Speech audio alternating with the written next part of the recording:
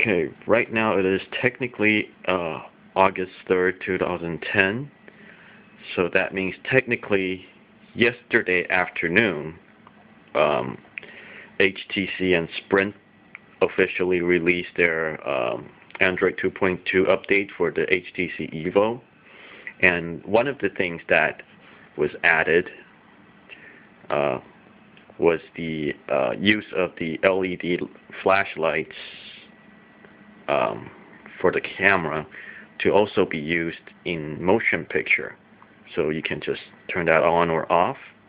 And see, I have it on right now looking at my DVD collection.